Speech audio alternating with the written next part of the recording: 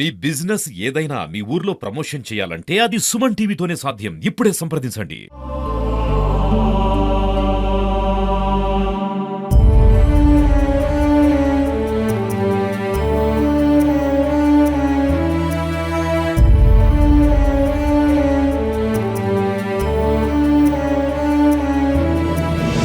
Tirupati Garudavaradhi flyover వద్ద ఘోర road ప్రమాదం జరిగింది. ఒక బైక్ పైన వచ్చినటువంటి ఇద్దరు యువకులు ఫ్లైఓవర్ పైన వెళ్తుండగా దాదాపు 120 కిలోమీటర్ల వేగంతో ఏదైతే సపోర్టింగ్ వాల్ని ఢీకొనడం జరిగింది. అయితే సపోర్టింగ్ వాల్ని ఢీకొన్న తర్వాత బైక్ పై నుంచి ఇద్దరు వ్యక్తులు కూడా ఏదైతే ఈ ఫ్లైఓవర్ నుంచి దాదాపు ఒక 70 ఫీట్ ఉన్నటువంటి రోడ్డు పైన ఎగిరిపడ్డారు.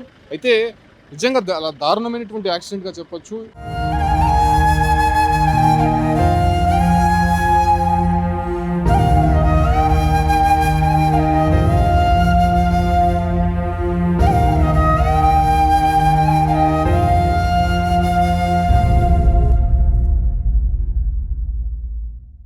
ఈ గరుడవారధి ఫ్లైఓవర్ పైన ఏదైతే ఫ్లైఓవర్ ఓపెనింగ్ నుంచి కూడా అనేక యాక్సిడెంట్స్ కూడా జరిగాయి. ముఖ్యంగా స్పీడ్ కంట్రోల్ అనేది దీంట్లో ఎక్కడ కూడా కనిపించదు. బైక్స్ కావచ్చు, అంటే కార్స్కి సంబంధించి అనేక యాక్సిడెంట్లు కూడా చోటు చేసుకున్నాయి. అయితే ప్రస్తుతం ఈరోజు జరిగినటువంటి యాక్సిడెంట్కి సంబంధించి ఒకసారి మనం పరిశీలిస్తే ఆ బైక్ అంటే రాయల్ ఎన్ఫీల్డ్లో వచ్చినటువంటి బైక్ నేరుగా మొదటగా ఈ ఒక ఏదైతే సపోర్టింగ్ వాల్ని ఢీకొంది. మనం ఈ రోడ్డును ఒకసారి మనం పరిశీలిస్తే రోడ్లో నుంచి ఒక్కసారిగా చాలా వేగంగా వచ్చేటువంటి వాహనాలు ఈ యొక్క బ్లెండ్ టర్నింగ్ అంటే షార్ప్ టర్నింగ్ అనేది ఇక్కడ ఉంటుంది. సో ఆ షార్ప్ టర్నింగ్లో దీన్ని కంట్రోల్ చేయాల్సి ఉంటుంది. సో కంట్రోల్ చేసిన బైక్స్ మాత్రమే చాలా సేఫ్గా వెళ్తూ ఉంటాయి. ఒకవేళ కంట్రోల్ చేయకపోతే మాత్రం ఖచ్చితంగా ఈ వాల్ని అయితే ఢీకొనేటువంటి అవకాశం కనిపిస్తుంది. మనం ఒకసారి చూడొచ్చు.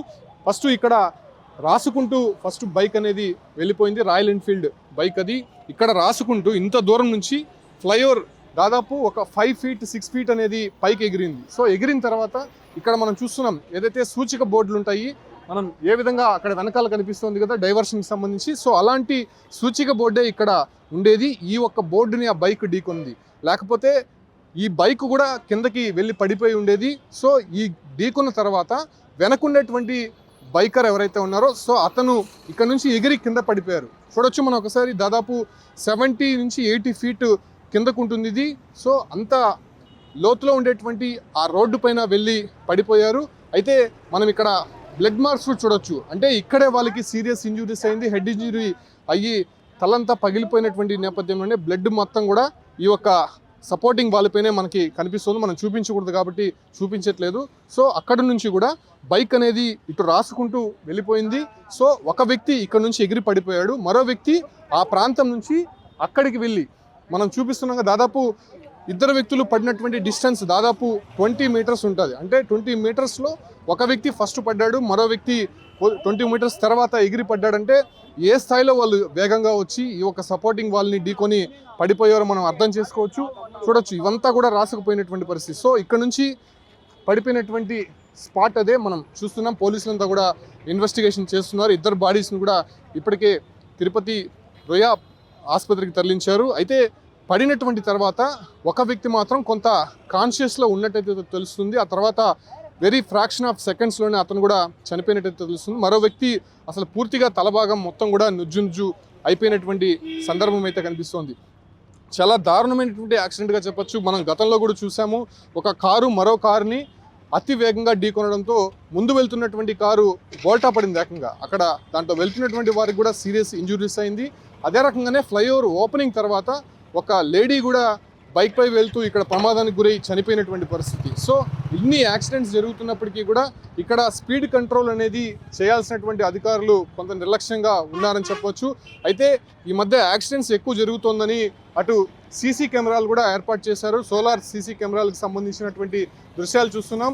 ఖచ్చితంగా దాంట్లో రికార్డ్ అయి ఉంటుంది ఈ యాక్సిడెంట్కి సంబంధించి. సో అలాంటి సీసీ కెమెరాలు ఇక్కడ ఏర్పాటు చేయడానికి కారణం ఇక్కడ నైట్ టైంలో చాలామంది కూడా అతివేగంగా వస్తూ ఉంటారు. దాంతోపాటు కూడా చాలామంది ముందు వెళ్తున్నటువంటి వాహనాల్ని ఈ వేగంగా వచ్చి ఢీకొనేటువంటి సందర్భాలు ఎక్కువ కూడా కనిపించాయి. సో అటువంటి సిచ్యువేషన్స్ ఉన్నాయి కాబట్టి ఖచ్చితంగా ఈ ఒక్క సీసీ కెమెరాలు ఏర్పాటు చేయాలని చెప్పి అటు ఈ ఒక్క వాహనదారుల నుంచి వస్తున్నటువంటి విజ్ఞప్తి మేరకు అక్కడ ఏర్పాటు చేశారు. అయితే ప్రస్తుతం దాన్ని కంట్రోల్ చేసేటువంటి ప్రయత్నం అక్కడ ఒక సైబర్ టీంకి అప్పజెంపారు. ఎప్పటి నుంచో అటు నైట్ టైంలో జరిగేటువంటి ఈ ఒక్క యాక్సిడెంట్స్ని నిర్మూలించడానికి వాళ్ళు ఎప్పటికప్పుడు కూడా ప్రయత్నాలు చేస్తూనే ఉన్నారు. డ్రోన్ కెమెరాలతో నైట్ టైంలో నైట్ విజిబుల్ పోలీసింగ్ అనేది జరుగుతూ ఉంటుంది.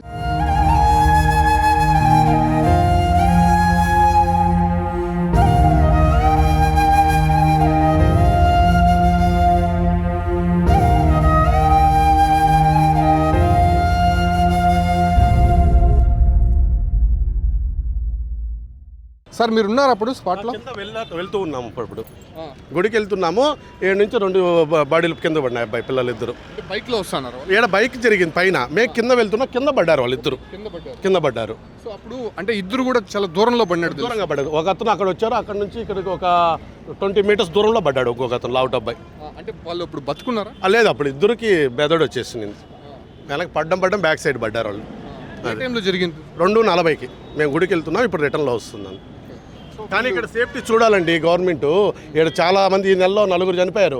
ఆ యూటర్న్ అసలు రాంగ్. అది ఆ యూటర్న్కి ఇది ఉంది కదా, దీనికి మీరు ఏదైనా సేఫ్టీగా ప్లాస్టిక్ పెట్టడము, మెష్ కట్టడము అది జరిగితే బాగుంటుంది. చిన్నపిల్లకాయలు స్లోగా బొమ్మంటే పోరండి. అది వాళ్ళకి ఉండాలి. అది గవర్నమెంట్ కొద్దిగా చొరవ తీసుకుని కానీ చేసిందంటే కొద్ది వరకు ప్రాణాలు చావకుండా ఆపచ్చు.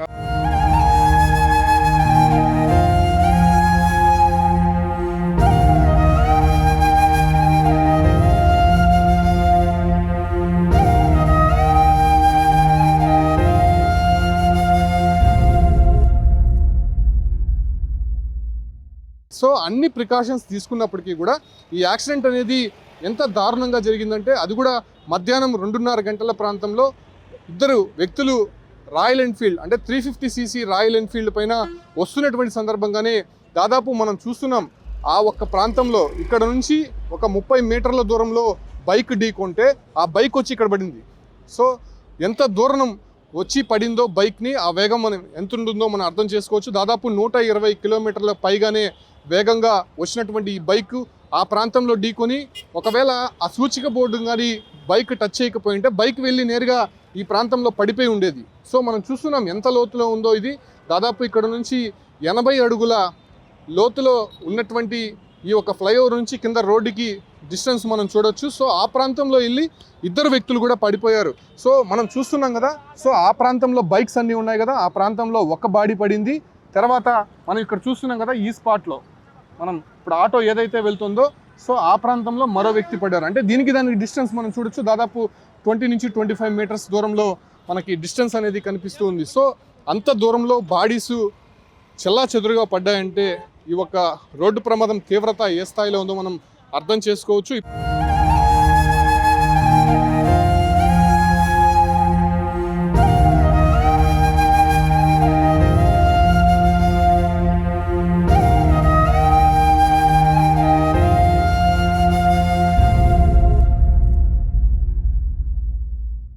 ఇప్పటికే బైక్ని స్వాధీనం చేసుకున్నారు. బైక్ని నెంబర్ ఆధారంగా వాళ్ళు ఎవరనే విషయాలపైన ఇప్పటికే పోలీసులు విచారిస్తున్నారు. కాబట్టి ఇద్దరు వ్యక్తులు అంటే దాదాపు 25 నుంచి 30 వయసు లోపల ఉండేటువంటి ఇద్దరు వ్యక్తులు చనిపోయినట్టయితే గుర్తించారు. బైక్ నెంబర్ ఆధారంగా వాళ్ళని ఐడెంటిఫై చేసే ప్రయత్నం అయితే చేస్తున్నారు. ఇది తిరుచానూరు నుంచి ఇటు రేణుగుంట కపిలతీర్థం వెళ్ళేటువంటి మార్గం. అంటే తిరుచానూరులో ఫ్లైఓవర్ స్టార్ట్ అయ్యే దాదాపు ఒక కిలోమీటర్ కూడా లేదు, ఆ దూరంలోనే వాళ్ళకి యాక్సిడెంట్ అయినటువంటి పరిస్థితి. అది కూడా ఇక్కడ బ్లెండ్ టర్నింగు, ఇక్కడ సూచిక బోర్డులు అయితే ఉన్నాయి కానీ స్పీడ్ కంట్రోల్ చేసేటువంటి స్పీడ్ బ్రేకర్స్ మాత్రం ఇక్కడ లేవు. సో అవి పెట్టే కొంత కంట్రోల్ అయ్యేటువంటి అవకాశం ఉన్నట్టు ఇక్కడ ఉన్నటువంటి వాహనదారులు చెప్తున్నారు. బట్ ఈ రోజు జరిగినటువంటి ఈ యాక్సిడెంట్కి సంబంధించి ఇప్పటికే పోలీసులు విచారిస్తున్నారు. కాబట్టి సో దానికి సంబంధించి పూర్తి వివరాలు అయితే ఇప్పటికే తెలియాల్సి ఉంది. ఇద్దరు బాడీస్ మాత్రం రొయ్య హాస్పిటల్కి తీసుకొని వెళ్ళి పోస్టుమార్టం చేసేటువంటి ప్రక్రియ అయితే ఇప్పటికే ప్రారంభించారు. కాబట్టి సో ఈ ప్రమాదాల నివారణకి మరింత పటిష్టమైనటువంటి భద్రతా చర్యలు చేపట్టాల్సినటువంటి అవసరం ఉంది. ముఖ్యంగా ఇక్కడికి వచ్చేటువంటి యూత్కి సంబంధించి, బైకర్స్కి సంబంధించి స్పీడ్ కంట్రోల్ అనేది ఖచ్చితంగా పెట్టాల్సి ఉంటుంది. ఇప్పటికే అనేక మంది చనిపోయారు, అనేక యాక్సిడెంట్లు జరిగాయి. చాలా వరకు ట్రాఫిక్ కూడా ఇబ్బంది కలిగేటువంటి అవకాశం ఉంటుంది. ఒకవేళ యాక్సిడెంట్ జరిగితే మనం ఇది దాదాపు ఒక 1/2 అవర్ 45 మినిట్స్ అవుతుంది. దానికి ముందు ఈ రోడ్ అంతా కూడా పూర్తిగా బ్లాక్ అయిపోయింది. కింద వెళ్ళి ఇద్దరు బాడీస్ పడింది కాబట్టి సో ఆ ప్రాంతం అంతా కూడా ఒకసారిగా పరుగులు తీశారు. ఎందుకంటే ఇద్దరు బాడీస్ అంటే ఒకరు ఇక్కడ నుంచి ఎగిరిపడ్డారు, మరో వ్యక్తి ఆ ప్రాంతం నుంచి ఎగిరిపడ్డారు.